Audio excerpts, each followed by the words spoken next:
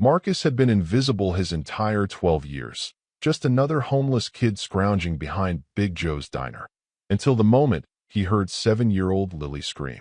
3 men circled her in the parking lot, ripping at her pink backpack while she cried for someone named Reaper. Marcus's feet moved before his mind caught up. The first bullet punched through his shoulder as he threw himself in front of her. The second tore into his ribs, but he wouldn't move, wouldn't let them touch her.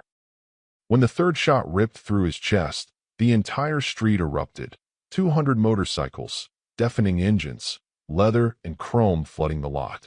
A massive biker shoved through the crowd, his face twisted in rage. "Get away from my daughter." Marcus collapsed onto the blood-soaked concrete, and as Reaper dropped to his knees beside the dying boy who'd saved his little girl, he whispered 4 words that would change everything. "You're coming home, son. Welcome to Hell's Angels family." If you're new here, hit that subscribe button right now because this story will touch your heart in ways you won't expect. To my faithful subscribers who've been here from the beginning, may God continue to bless you abundantly. Before we dive in, let's lift this moment up in prayer. Heavenly Father, I come before you asking for your divine protection over everyone watching right now. Bless their families, Lord. Heal their bodies, provide for their needs, and give them peace that surpasses all understanding. Surround them with your favor and let your presence be felt in their lives today. In Jesus' mighty name, amen. Now, what you're about to witness isn't just a story about brotherhood and loyalty.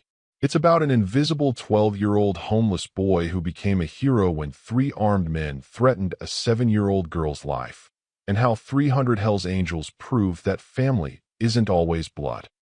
Sometimes it's forged in sacrifice, courage, and the kind of love that changes everything. Marcus's fingers had stopped shaking an hour ago. That was the problem. When your hands go numb from hunger, when you can't feel your own fingertips anymore, you're past the point of just being hungry. You're shutting down. 12 years old, and his body was giving up on him one piece at a time. He sat in the alley behind Big Joe's diner, back pressed against brick that still held yesterday's heat, knees pulled to his chest. Oakland in March wasn't freezing, but when you haven't eaten in 3 days, when your jacket has more holes than fabric, when your shoes are held together with duct tape you stole from a construction site, everything feels cold.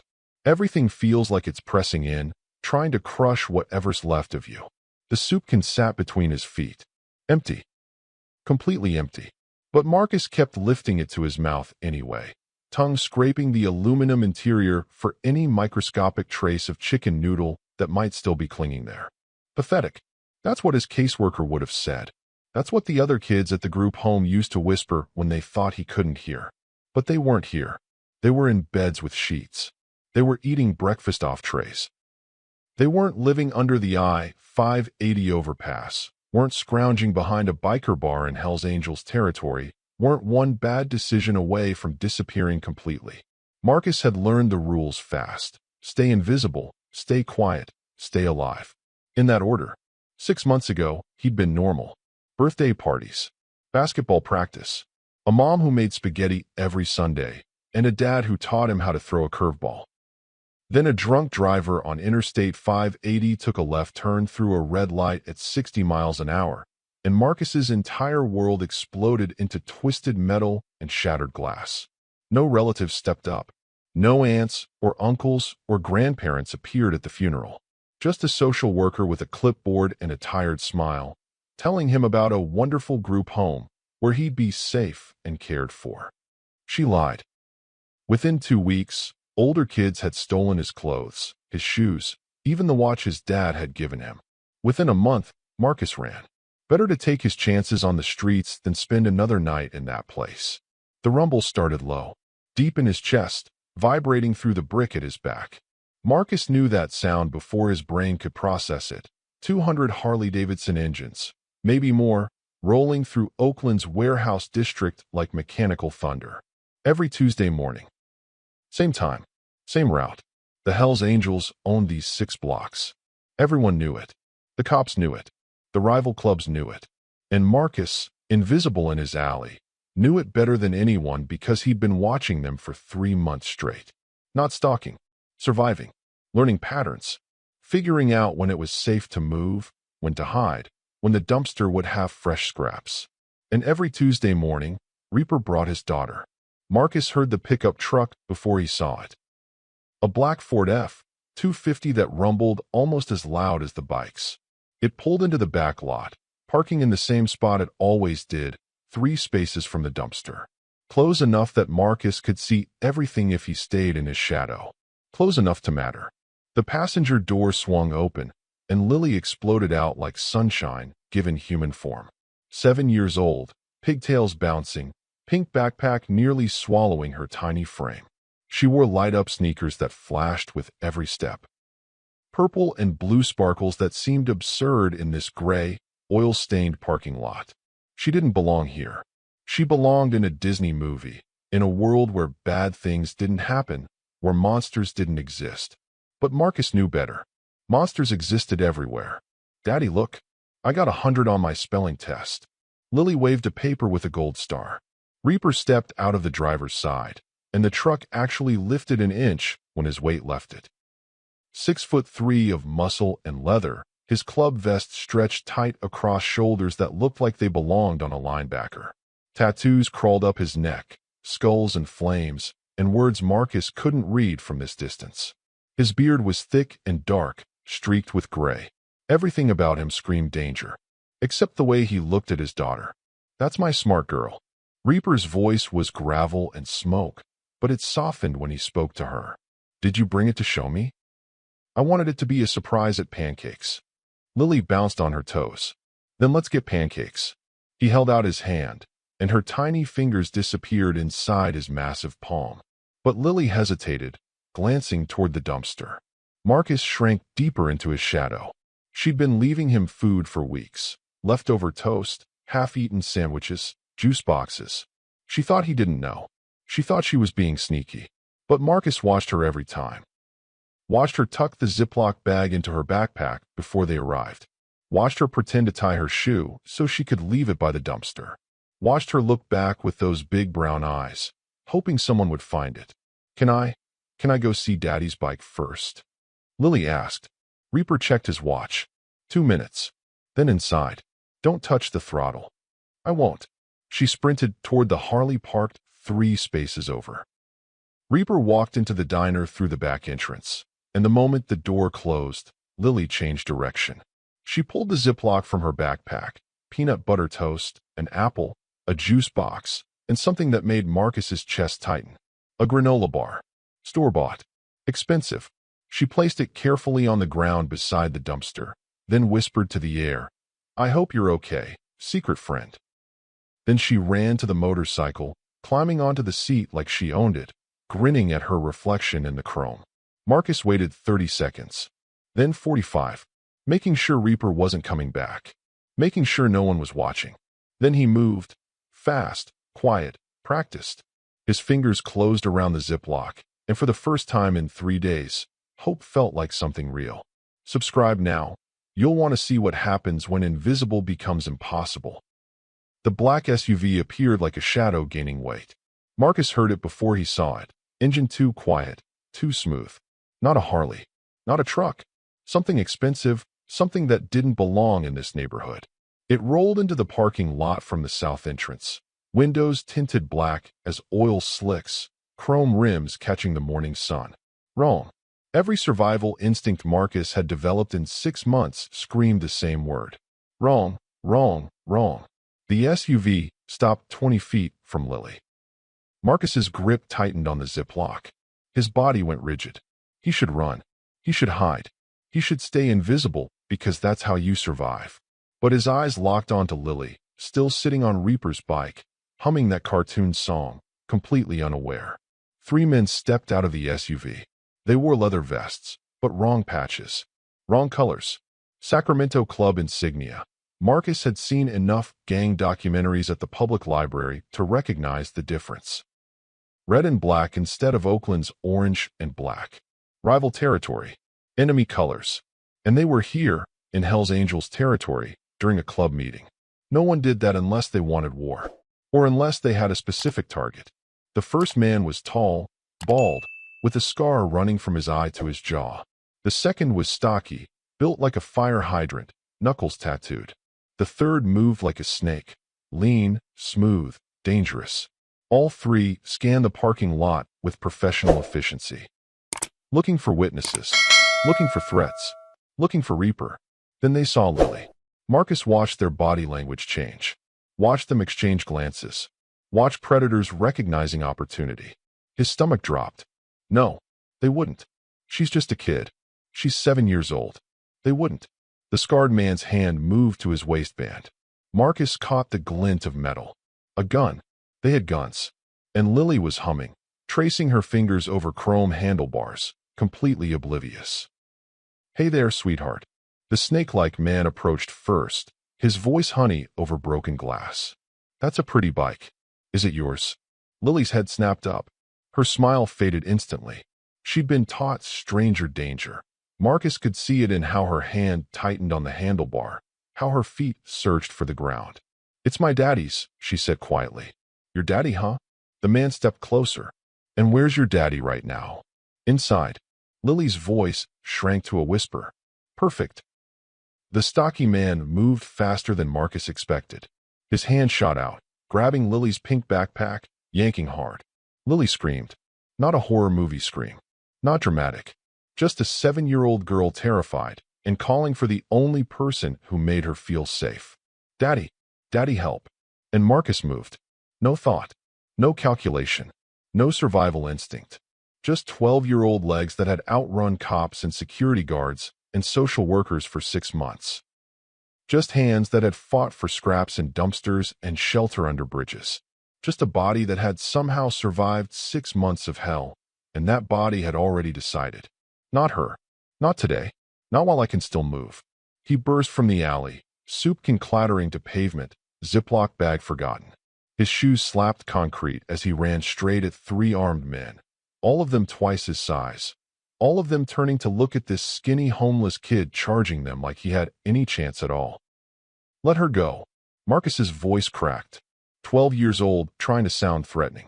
12 years old, trying to be a hero when he couldn't even feed himself. The scarred man's face twisted with confusion, then amusement, then annoyance.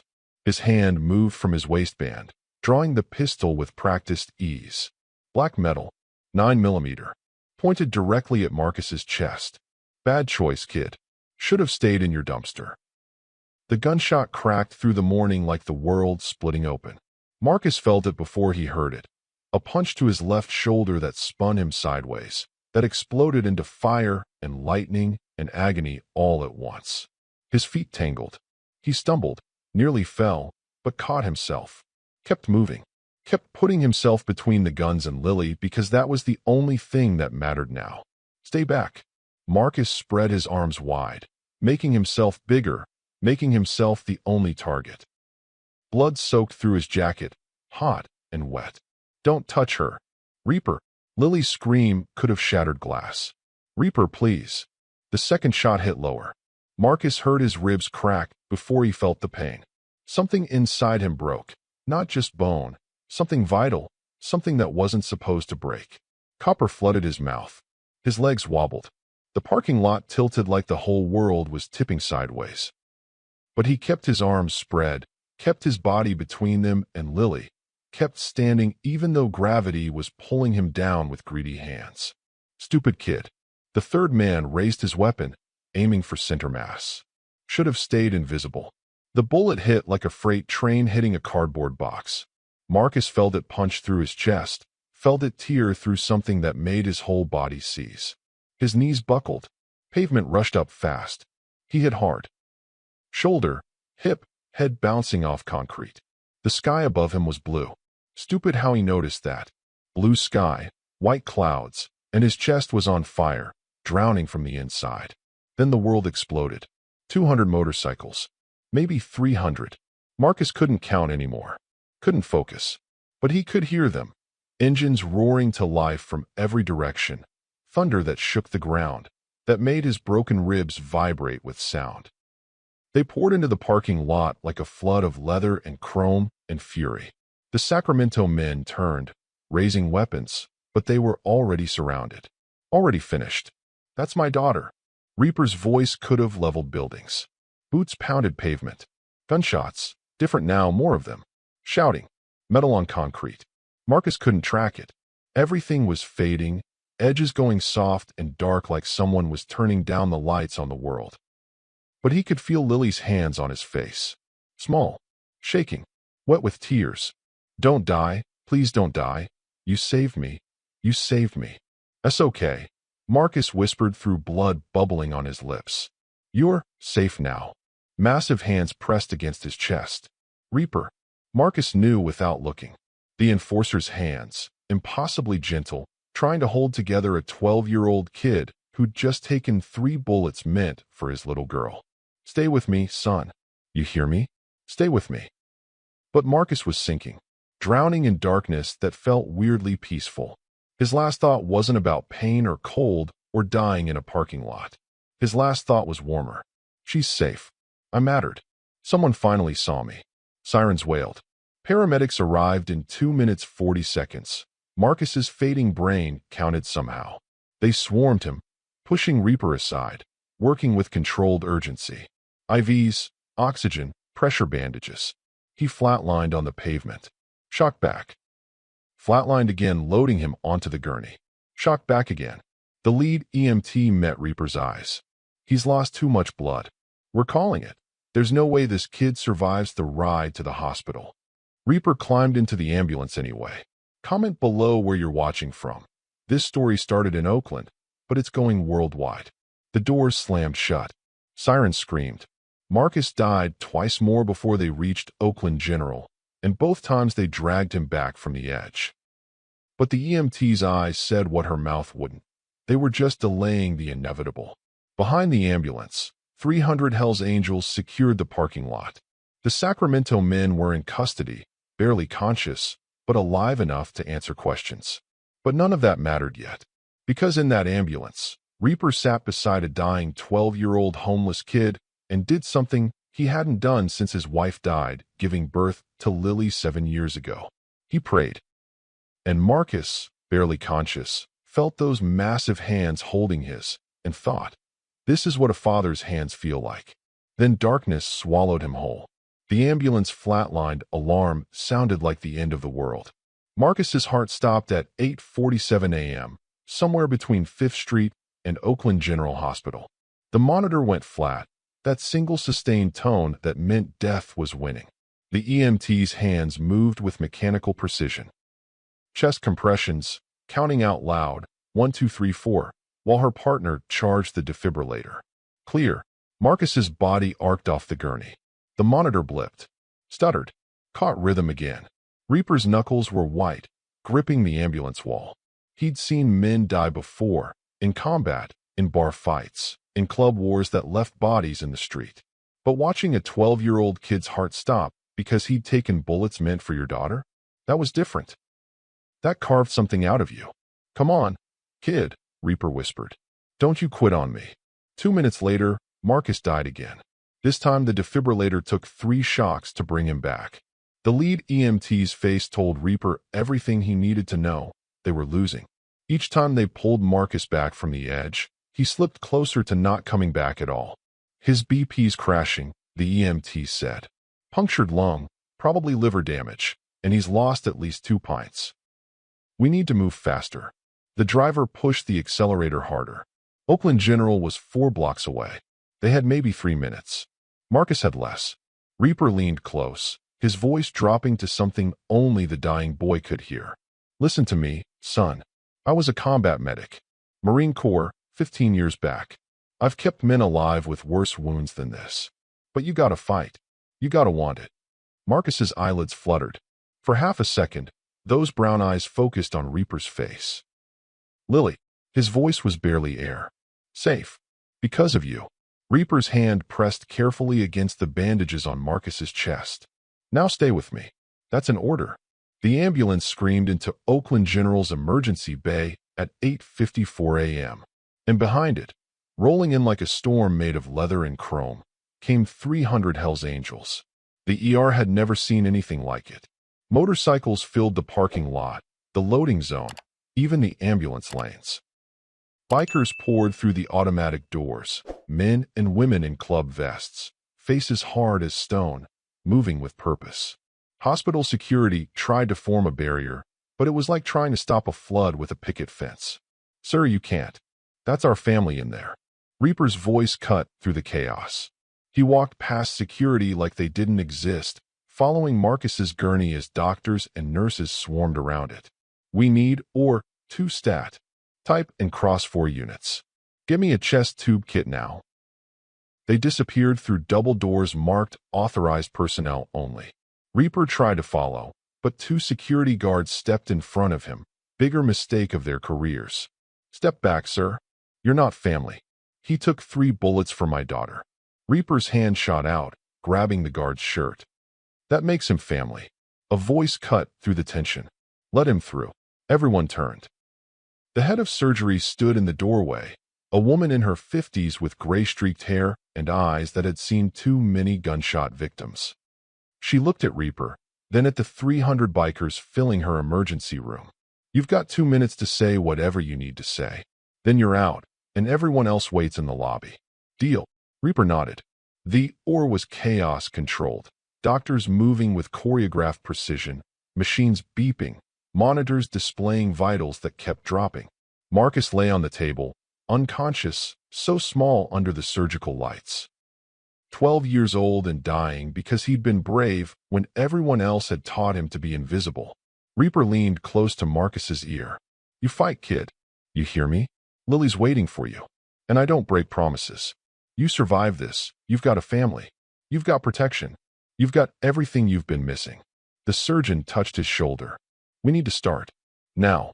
Reaper walked out, back through the double doors, into a waiting room that looked like a club meeting. 300 bikers, completely silent, filling every chair, lining every wall. Some sat on the floor. Others stood sentinel by the windows. Not one of them spoke. Not one of them left. Like and subscribe if you believe some kids deserve a second chance. The hours crawled past like wounded animals. 9:15 a.m. Still in surgery. 10:30 a.m. No updates. 12 p.m. Nothing. Reaper sat with his head in his hands, Lily curled against his side. She'd been crying for 2 hours straight, clutching her pink backpack, refusing to let go. Finally, her small voice broke the silence. "Daddy, I need to show you something." She pulled out a notebook. Pink cover, unicorn stickers. Her diary. She opened it to a page dated 2 months back. "Dear Diary, today I saw the sad boy again. He's always by the dumpster. I left him my sandwich. I hope he finds it. I wish I could talk to him, but Daddy says don't talk to strangers. But he doesn't feel like a stranger. He feels like the brother I always wanted." Reaper's throat tightened. Page after page, entries about Marcus. About leaving him food. About praying he was okay. About calling him her secret friend. The last entry was from yesterday. "Tomorrow I'm bringing him extra. A granola bar and juice. I hope he knows someone cares about him. I hope he's not lonely anymore. He saved me because I fed him," Lily whispered. "He saved me because I saw him when nobody else did." Reaper pulled his daughter close, and for the first time in 15 years, the enforcer of the Oakland Hells Angels cried. At 2:37 p.m., a detective walked into the waiting room. Badge on his belt, notebook in his hand, eyes scanning 300 bikers like he was counting threats. "I'm looking for Reaper." "You found him." Reaper stood. "Need to ask some questions about the shooting." "The 3 men we arrested?" "Sacramento Club, but they're not talking." This was coordinated. Professional. They knew exactly when your daughter would be there. "Someone set us up." "That's what I'm thinking." The detective flipped through his notebook. "But here's what's interesting. The kid, Marcus. We pulled his records. Parents died 6 months ago, car accident on the 580. Went into foster care, ran after 2 weeks. Been on the streets since. Tell me something I couldn't guess." His father's military records came up flagged. Marines. Served in Afghanistan, 2009 to 2011. The detective paused. "Same unit as James Reaper Mitchell." The world stopped. Reaper's voice dropped to barely above a whisper. "What was his father's name?" "Sergeant David Martinez. Kia in Helmand Province, 2011. The detective caught himself. "Wait, no? He survived." Discharged 2012, honorable. Moved to Oakland with his wife and infant son. Son would be about 12 now. Marcus. Reaper's hands shook. David's kid is Marcus. The pieces fell into place. David, his brother in combat. The man who dragged him out of an ambush and saved his life. David, who'd survived Afghanistan only to die on an Oakland freeway. David's son, living in the streets for 6 months, invisible to everyone. Until today. Subscribe now. You don't want to miss what happens when family means everything. The ER doors burst open at 3:12 p.m. The surgeon walked out, exhausted, pulling off bloodied gloves. Every biker stood. The room held its breath. He's alive. Barely. We removed 3 bullets, repaired a punctured lung, stopped internal bleeding in 2 places. He's lost a dangerous amount of blood, but he's stable. She paused. For now, the next 24 hours are critical. If he makes it through tonight, he's got a chance. Can I see him? I see you. 10 minutes. That's it. Reaper walked through the hospital like a man in a dream. The ICU was quiet, machines beeping softly, nurses moving between curtained beds.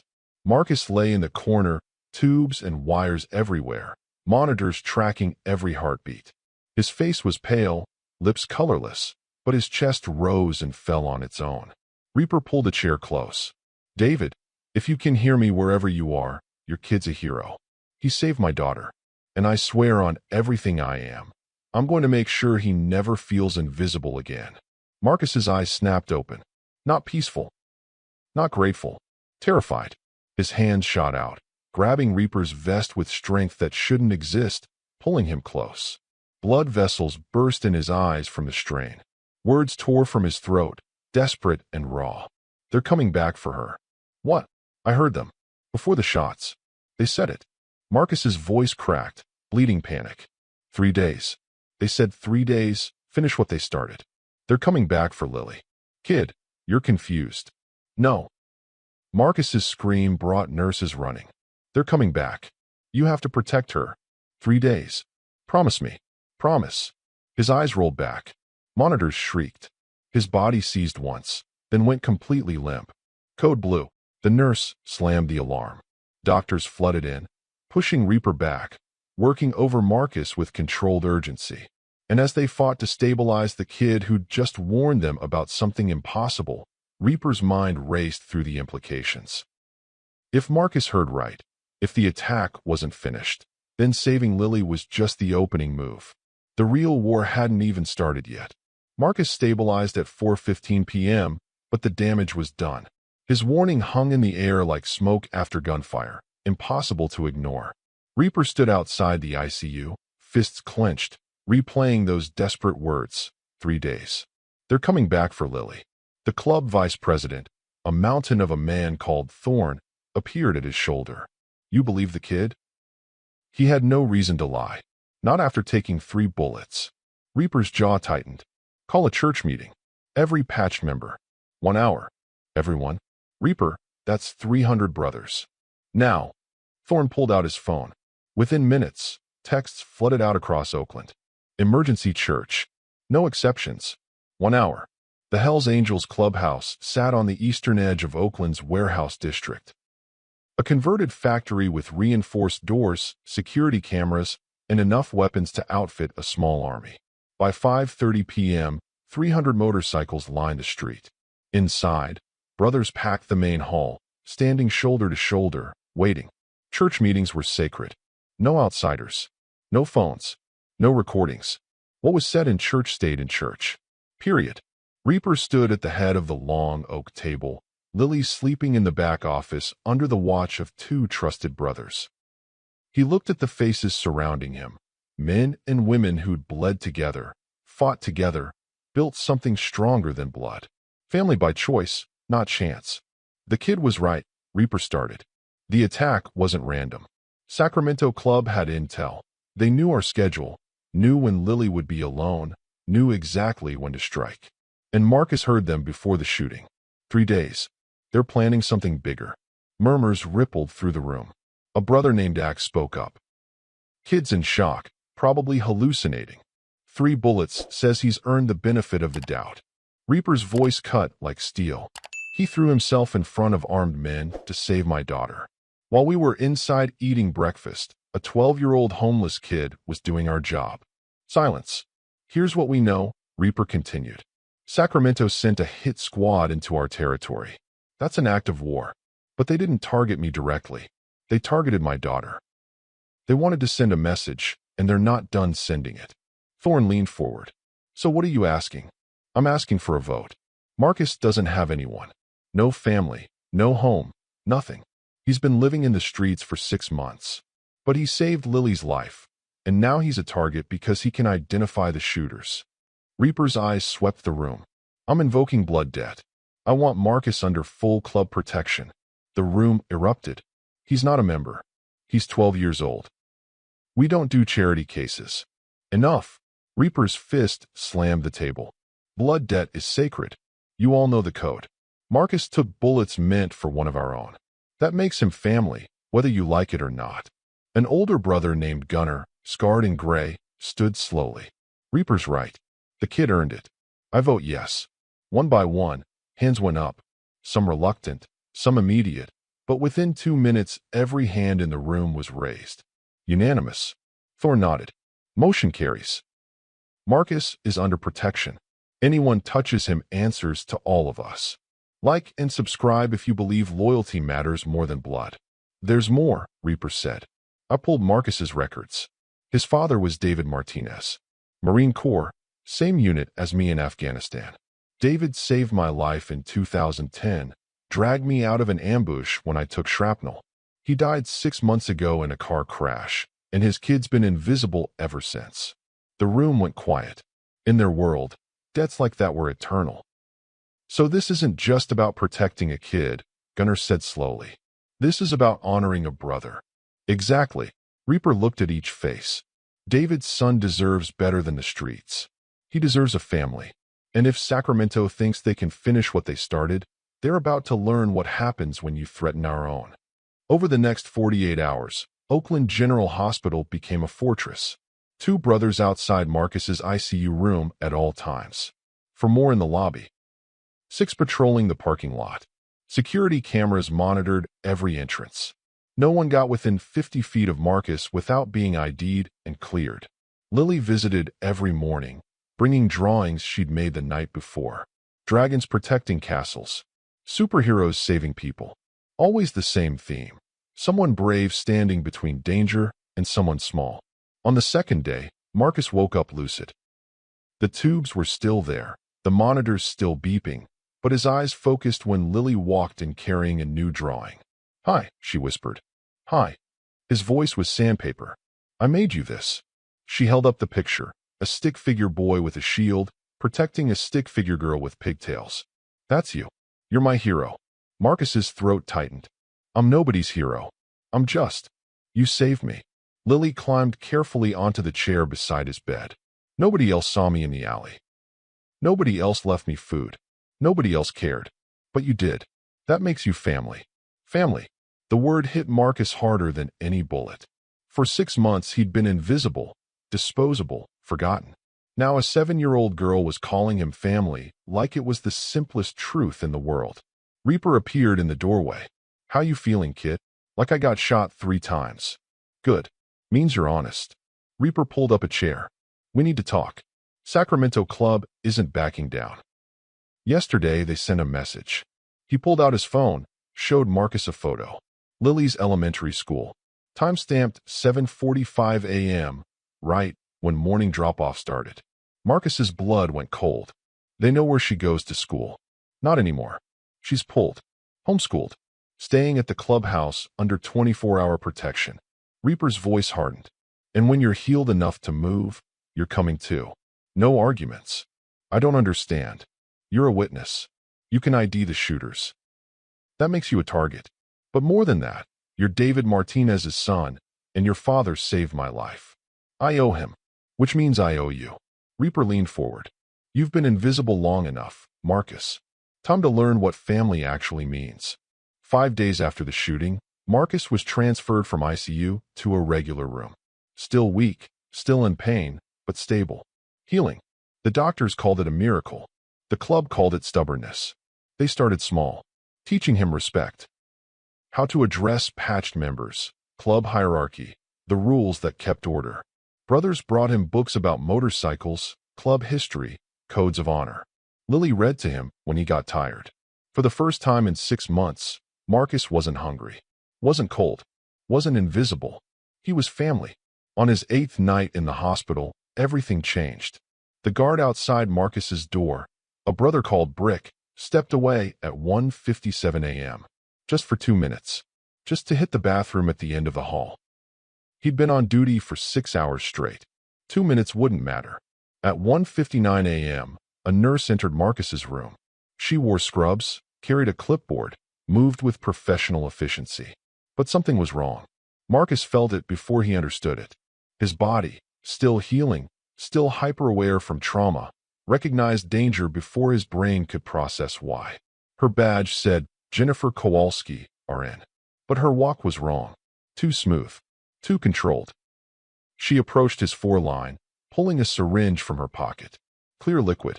No label. And then Marcus saw her hand. A tattoo on her wrist, barely visible under her sleeve. Sacramento Club colors. His eyes snapped to her face, and recognition hit like ice water. She was one of them. One of the 3 from the parking lot. You. His voice barely worked. She smiled. Cold. Professional. You should have stayed invisible, kid. Marcus tried to scream, but his lungs wouldn't fill. Tried to move, but his body was too weak, too broken. The syringe moved toward his foreport, and there was no guard outside his door, no one to hear him, no one to subscribe and like now. Marcus's story doesn't end here. The syringe was an inch from the foreline when Marcus's hand shot out, weaker than he wanted but desperate enough to matter. He knocked over the metal tray beside his bed. The crash echoed through the quiet hallway like a gunshot. The fake nurse's head snapped toward the door. Footsteps pounded down the hall. Brick, running back from the bathroom, reacting to the sound. She made her choice in half a second. Shoved the syringe into the pillow instead of the 4, turned, walked calmly toward the door like nothing had happened. Brick burst in. What was? Patient knocked over his tray, she said smoothly. I've got it handled. She walked past him, disappeared into the hallway. And Marcus, shaking, terrified, stared at the pillow beside his head. At the syringe buried in the fabric, clear liquid soaking into cotton. Whatever was in that syringe was meant for his bloodstream. Brick moved to the bedside. You okay, kid? Marcus's voice came out broken, terrified. That wasn't a nurse. That was one of them. From the parking lot. And she just tried to kill me. Brick's face went white. He grabbed his phone, hit speed dial, his voice urgent. We've got a problem. Someone just got inside. Someone who shouldn't exist. Because the 3 Sacramento shooters were in police custody, which meant there was a 4th person at that parking lot. Someone they'd missed. Someone who was still hunting. The hospital went into lockdown at 2:03 a.m. Security sealed every exit. Cops flooded the hallways. And 20 Hells Angels tore through Oakland General like a hurricane, searching for a woman in scrubs who'd vanished into thin air. She hadn't left through the front, hadn't used the elevators. Security footage showed her walking into a staff bathroom on the 3rd floor at 2:01 a.m. and never coming out. Reaper kicked open the bathroom door, gun drawn, but it was empty. Just sinks and stalls and a window that didn't open. Impossible. She's gone, Brick said, checking the stalls. Like a damn ghost. But ghosts don't leave fingerprints. And the syringe buried in Marcus's pillow was very real. By 3 a.m., the hospital staff had identified the problem. Jennifer Kowalski existed. A real nurse who'd called in sick 3 days ago. Someone had stolen her badge, copied her ID, studied her schedule. Professional. Calculated. The police sent the syringe to the lab. Results came back at dawn. Potassium chloride. Untraceable. Injected into an 4 line. It would stop Marcus's heart in under a minute. Clean. Quiet. Would look like complications from his injuries. Reaper stood over Marcus's bed, jaw clenched. Tell me everything you remember about her. Marcus closed his eyes, forcing his mind back to the parking lot. There were 3 men. I'm sure of it. 3 men with guns. But his eyes snapped open. There was a 4th person. In the SUV, I saw movement in the driver's seat when they got out, but I was focused on Lily. I didn't see their face. Man or woman? I don't know. But whoever it was, they're still out there. And they know I'm the only witness who saw them. Thorne appeared in the doorway, his face grim. We've got a bigger problem. I called the precinct. The 3 Sacramento shooters from the parking lot. They're talking now. Cut a deal with the DA. What did they say? They were hired. Paid 50 grand to grab Lily, not kill her. Just scare her, send a message. But here's the twist. They don't know who hired them. Money came through a dead drop. Instructions came through encrypted messages. Whoever set this up stayed invisible. Reaper's fists clenched. Someone planned this. Someone who knew our schedule, knew our movements, knew exactly when to strike.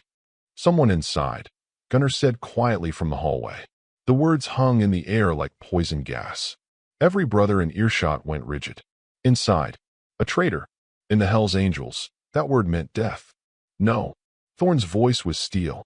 We've been brothers for decades. No one would. Then explain how they knew. Reaper interrupted. Explain how Sacramento Club had our exact schedule. Explain how that woman got past our security, got into Marcus's room, knew exactly when the guard would step away. Silence. Because no one could explain it. Not without accepting the impossible. Someone they trusted was working against them. By sunrise, paranoia had fractured the club. Brothers who'd known each other for 20 years suddenly couldn't make eye contact. Conversations stopped when certain people walked into rooms. 300 members, and now every single one was a potential suspect. Reaper made the only choice he could, move Marcus and Lily somewhere safe. Somewhere only a handful of people knew about. The safe house sat 40 minutes outside Oakland, hidden in the hills near Pleasanton. A small ranch property owned by a brother who'd retired 5 years back. 2 bedrooms, reinforced doors, security cameras covering every approach. Only 5 people knew the location. Reaper, Thorne, Gunnar, Brick, and Axe. Like and subscribe, some secrets are worth protecting. They moved Marcus at noon, transferring him to a bulletproof SUV while a dozen brothers created a decoy convoy heading in the opposite direction. Lily sat beside him in the back seat, holding his hand, sensing the fear even if she didn't understand it. The safe house was quiet. Too quiet. Marcus lay on the couch, still healing, while Lily colored at the kitchen table. Reaper stood by the window, watching the tree line.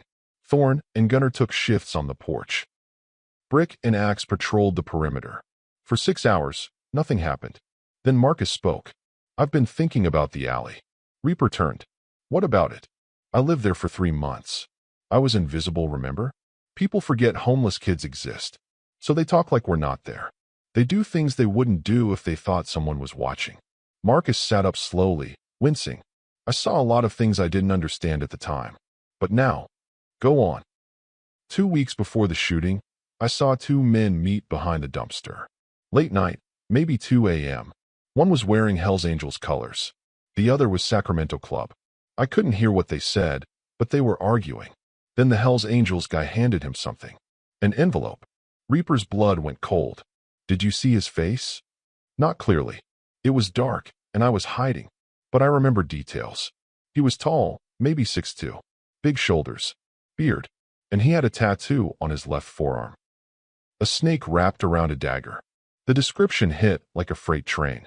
Gunnar stepped inside, face pale. Reaper, that's half the club. That could be 20 different brothers. Keep going, Marcus. What else? Marcus closed his eyes, forcing the memory into focus. 3 months of watching. 3 months of details his survival-trained brain had cataloged without knowing why. His voice. He had this way of talking, real deep, like gravel. And he called the Sacramento guy by name. Called him Little Ricky. Said something about the schedule being confirmed for Tuesday morning. Said to make it look random, but make sure the target was clear. Target, Reaper repeated slowly. He said target? Yeah. And Little Ricky asked what happens if the kid gets in the way. The Hells Angels guy laughed. Said, what kid? There's just a dumpster back there. He knew I was there. He saw me and dismissed me because I was homeless. Because I was invisible. The pieces were falling into place, each one more damning than the last. Gunnar pulled out his phone, scrolling through club photos. Here, this is from 3 months ago, right around when you saw that meeting. Everyone who was in Oakland that week. He showed Marcus the screen. 20 faces. 20 brothers. Marcus's finger moved slowly across the photos, studying each face. Then it stopped, hovered, pressed down on one image. That's him. Reaper looked at the photo. His face went white. His hands started shaking. Because the man Marcus was pointing to wasn't some prospect or peripheral member. It was Thorne, the vice president, Reaper's best friend of 15 years. Subscribe and like if loyalty matters more than anything. You're sure? Reaper's voice was barely a whisper. I'm sure. That's the man I saw with the Sacramento club. That's the man who set everything up. Marcus looked at Reaper, seeing the devastation on his face. I'm sorry. Gunnar stood frozen. Thorne's been your brother since before I joined. He was at your wedding. He's Lily's godfather. There's no way. He's outside right now, Brick said from the window. On the porch. Standing guard. The safe house suddenly felt very small. Very trapped. Reaper's mind raced through 15 years of memories. Every mission. Every fight. Every moment he'd trusted Thorne with his life. Had it all been a lie? Or had something changed? Money? Power? A grudge Reaper never saw coming? We need to call backup, Gunnar said. Get more brothers here. Arrest him properly. No. Reaper's voice was dead calm. The kind of calm that came before violence. If we call, he'll hear it. He'll know. And he's armed, standing between us and the only exit. So what do we do? Reaper looked at Marcus, then at Lily coloring in the kitchen, oblivious to the danger. Then at the front door where his best friend, his betrayer, stood guard. We end this. Now. He pulled his gun, checked the magazine, and started walking toward the door. Reaper wait. But he was already moving. Already committed. Because if Thorne was the traitor, if he'd orchestrated the attack on Lily, if he'd sent that woman to kill Marcus, then there was only one response. The club had rules. Blood debt, loyalty, brotherhood, and the penalty for betrayal was death. Reaper reached for the door handle, took a breath, pulled it open. Thorne stood on the porch, back to the house, phone pressed to his ear. His voice carried through the evening air. Yeah, they're all here. Reaper, the kid, Lily, sitting ducks. He turned, saw Reaper standing in the doorway, saw the gun, and Thorne smiled. Took you long enough to figure it out. Behind him, headlights appeared on the access road. Not motorcycles, SUVs.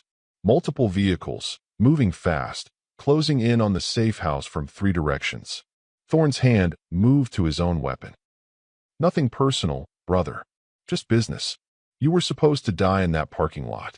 But that homeless kid ruined everything. Now I get to finish it the hard way. The first SUV was 50 yards away. Reaper raised his gun. And inside the house, Marcus grabbed Lily, pulling her away from the window, his heart hammering as he realized the truth. The safe house wasn't safe. It was a trap, and Thorne had led them straight into it. The first shot shattered the porch railing 2 inches from Reaper's head, sending splinters of wood exploding into the evening air. He dove sideways, his body hitting the deck hard as he returned fire. 3 rounds, precise and controlled, forcing Thorne to scramble behind a support beam. The SUVs accelerated up the access road, headlights cutting through the dusk like predatory eyes. Engines roared. Tires kicked up gravel.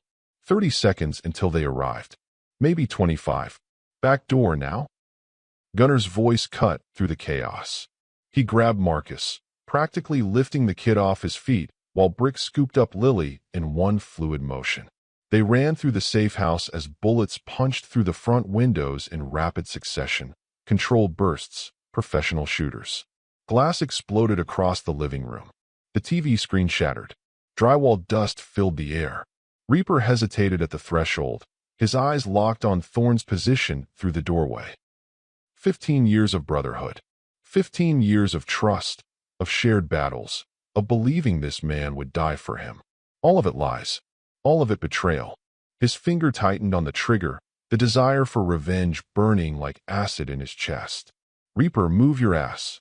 Brick's shout snapped him back. Another bullet grazed his left shoulder, fabric and skin tearing, blood blooming warm against his vest. Pain registered somewhere distant. He fired 3 more rounds at Thorne's position, forcing his former brother to stay down, then ran. They burst through the back door as the SUVs screeched to a stop in front of the safe house. Doors flew open with military precision. Armed men poured out, at least 20, maybe more. These weren't just Sacramento club members. Wrong gear, wrong movements. Hired guns, mercenaries, body armor, night vision. Thorne hadn't been planning to send a message. He'd been planning total elimination. The forest swallowed them. Thick California pine and underbrush that tore at clothes and skin. Marcus stumbled after 10 yards, his healing body screaming protest, bullet wounds that were barely 2 weeks old pulling with every movement. Gunnar caught him before he fell, practically carrying him through the terrain. "I got you, kid. Keep moving."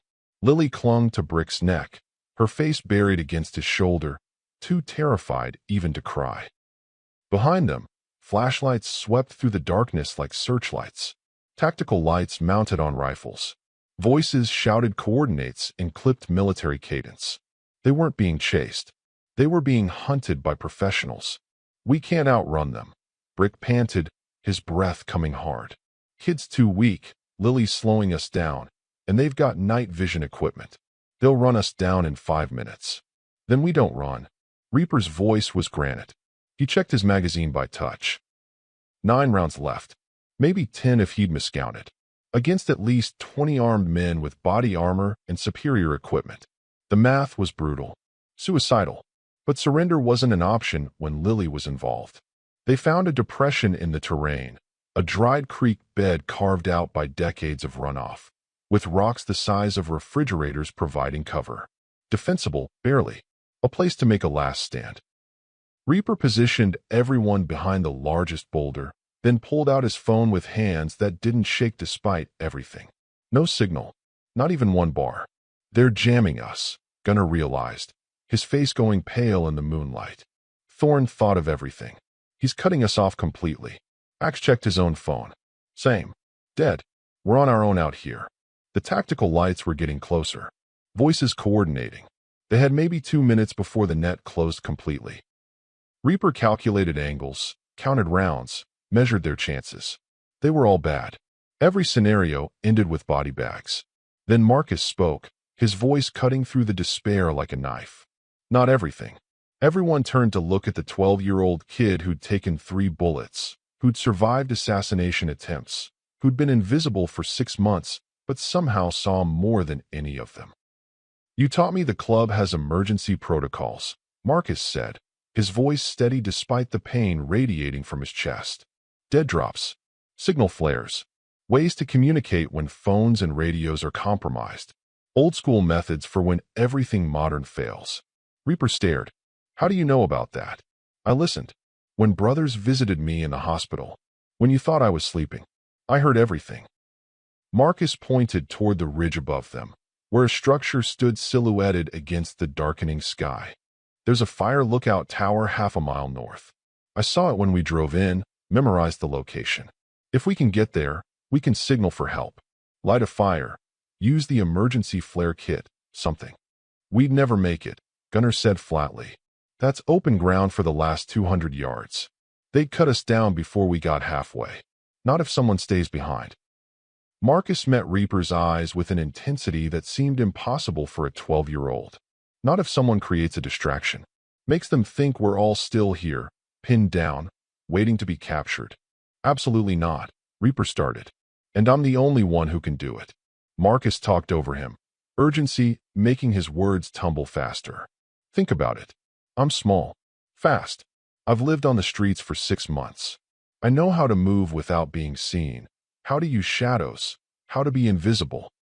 That's my advantage. But you need time. Someone has to buy it. Like and subscribe. Some kids grow up too fast." "Marcus, you're asking me to leave you behind. I'm asking you to let me protect Lily the way she protected me." Marcus's voice cracked slightly, 12 years old, showing through the bravado. "She saw me when I was invisible. She fed me. She cared. She made me matter. Now it's my turn." Lily pulled away from Brick, tears streaming down her face. "No, you'll get hurt again." "Brothers protect each other," Marcus said gently, touching her hand. You wrote that in your diary, remember? About wanting a brother? Well, brothers don't let each other down. And I won't let them hurt you. Not ever. Reaper looked at this kid. This broken, homeless, forgotten kid who somehow had more courage than men 3 times his age. David Martinez's son. His brother's legacy. A boy who'd learned to survive before he'd learned to live. The tactical lights were closer now. Voices shouting they'd found tracks. 1 minute, maybe less. 15 minutes, Reaper said finally, his voice rough. You lead them away, then you circle back to that tower.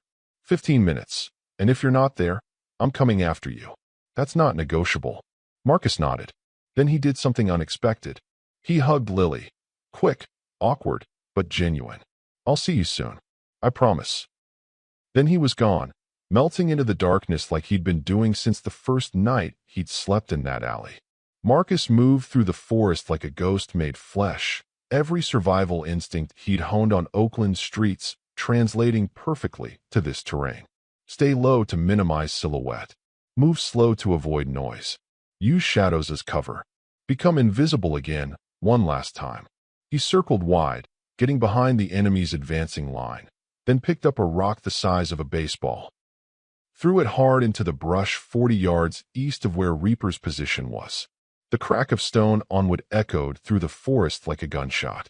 Flashlights swung toward the sound instantly. Voices shouted. 8 men peeled off from the main group, moving to investigate with weapons raised.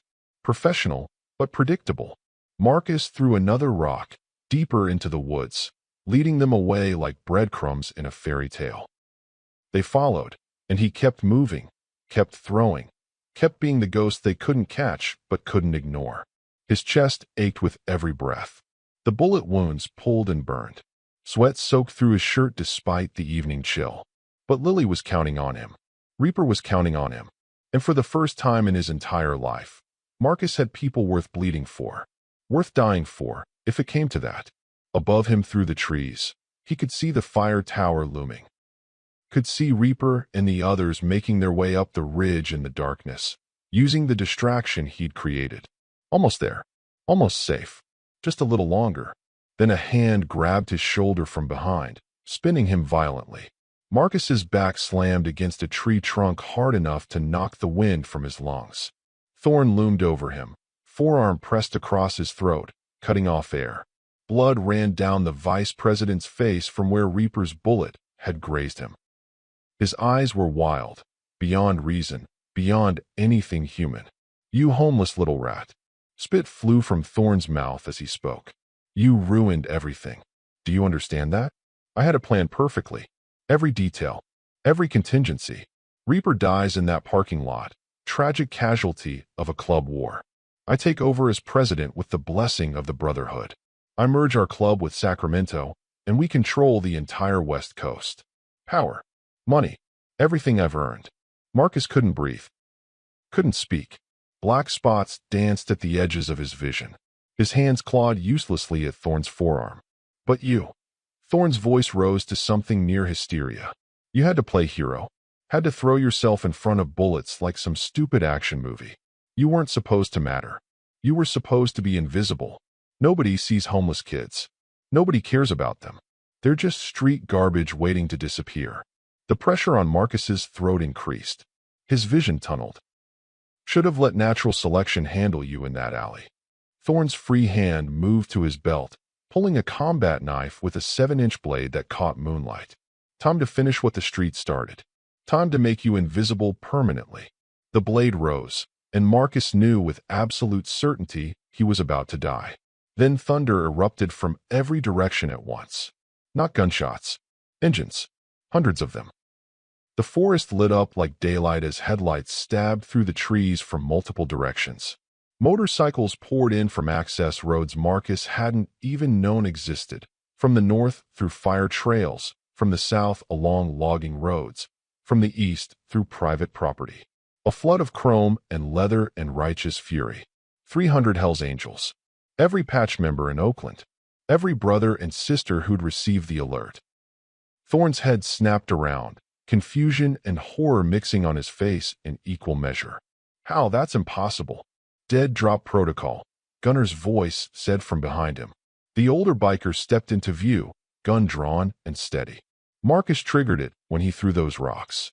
You never taught him that, Thorn, because you never thought a prospect needed to know. But I did. Specific pattern. 3 throws at precise 5-second intervals.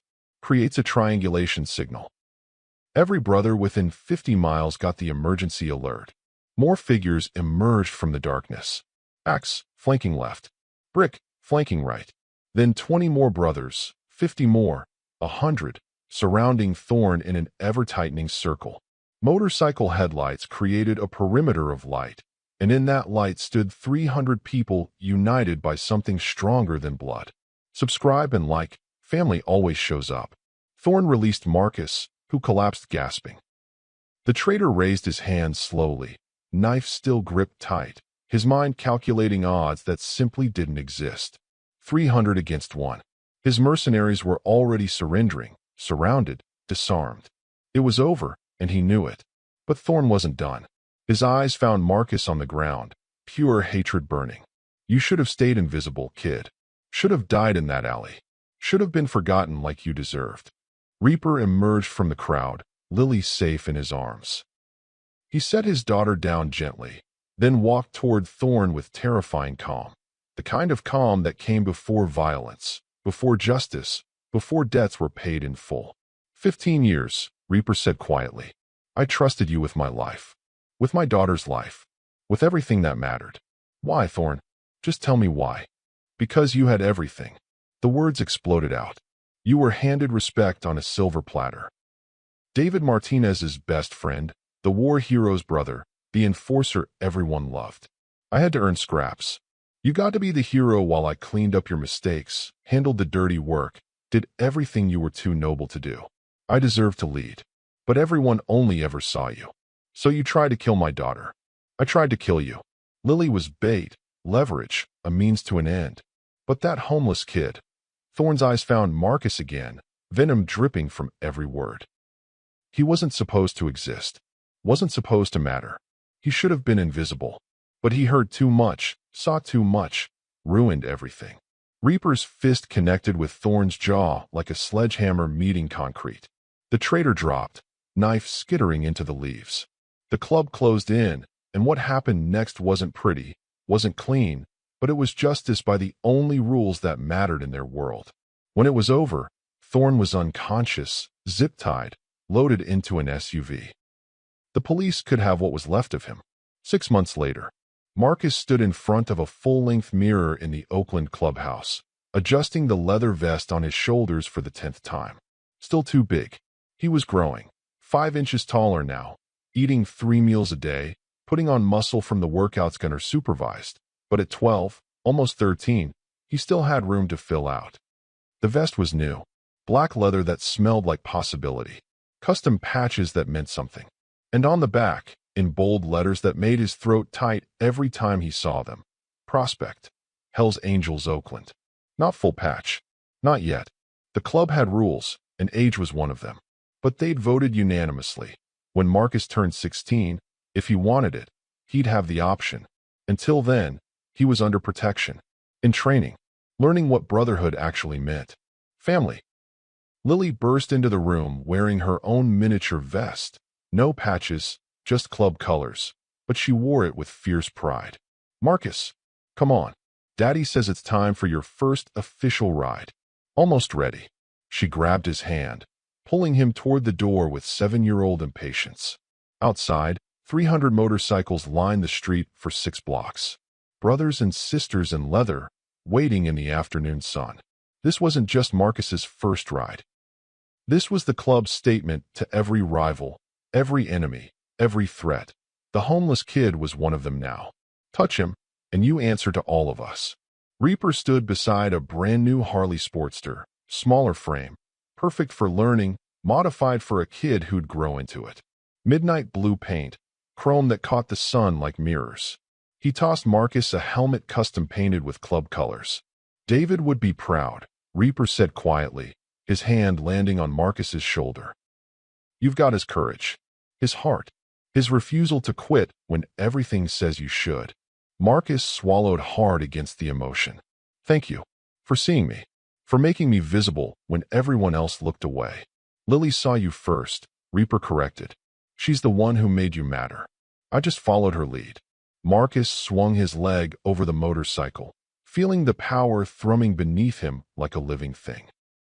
6 months ago, he'd been invisible, starving, forgotten, convinced he'd die in the streets before his 13th birthday. Now he had a family, a home, a future, purpose. He was about to answer when he saw it. Across the street, parked between 2 civilian cars. A black SUV, windows tinted so dark they looked like oil. Same make and model as the one from that parking lot 6 months ago. Same way it sat low, like it was armored, reinforced, ready for war. Marcus's blood went cold. His hands tightened on the handlebars. The driver's window rolled down exactly 3 inches. Just enough for someone inside to watch. To study. To remember faces, locations, vulnerabilities. Then the SUV pulled away, slow and deliberate, disappearing into Oakland traffic like smoke. Reaper saw it too. His jaw tightened. His hand moved instinctively toward his waistband. The Sacramento Club never signed the peace treaty. Leadership changed after we exposed Thorne's deal with them, but the new boss is worse. More ambitious. They know where we are, Gunner said quietly, materializing beside them, hand on his weapon. They know who Marcus is now, Lily whispered, pressing close to her brother's leg. They know he's not invisible anymore. Marcus stared at the empty space where the SUV had been, his mind already calculating like it had on the streets. Thorne was in federal prison. Conspiracy, attempted murder, racketeering. The immediate threat was neutralized. But the war? The war was just beginning. Because now the Sacramento Club knew something dangerous. The homeless kid who'd ruined their expansion plans wasn't homeless anymore. He was protected by 300 Hells Angels. He was family. And in their world, family meant everything. Reaper started his engine, the roar splitting the afternoon air like thunder. Around them, 300 motorcycles answered in perfect synchronization, a sound that shook windows 6 blocks away and made car alarms wail. Let them come, Reaper said, looking at Marcus with something like pride. Let them try. We'll be ready. Marcus put on his helmet, feeling the weight of the vest, the family surrounding him like armor, the future stretching out like an open highway with no end in sight. He'd been invisible once. Forgotten. Disposable. Just another homeless kid nobody saw, nobody helped, nobody remembered. Not anymore. Now he was a Hells Angels prospect. Now he had brothers and sisters who'd die for him. Now he had Lily, who'd seen him when he was invisible and made him matter. And the streets that had nearly killed him? The world that had tried to make him disappear? They were about to learn what he'd already proven in that parking lot. Some kids don't just survive the streets. They come back stronger. Marcus kicked his motorcycle into gear, feeling power surge beneath him for the first time in his life, and thought one last time about that alley behind Big Joe's diner. About the soup can and the hunger and the cold. About being invisible. He'd never be invisible again. The engine roared. The club rolled out as one, 300 strong, chrome glinting in the Oakland sun.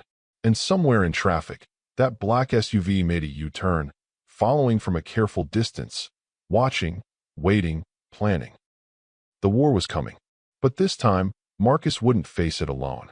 This time, he had 300 reasons to stand and fight. This time, he had family.